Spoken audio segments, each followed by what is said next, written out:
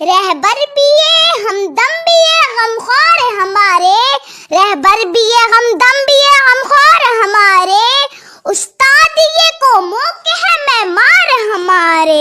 محترم پرنسپل صاحبہ، عزت مآب ٹیچر اور معزز سامعین، السلام علیکم۔ اساتذہ کو قوموں کا معمار کہا گیا ہے۔ قوموں کو بنانے، سجانے اور ترقی کی راہوں میں عروج تک پہنچانے میں اساتذہ ہی کا بنیادی کردار ہوتا ہے۔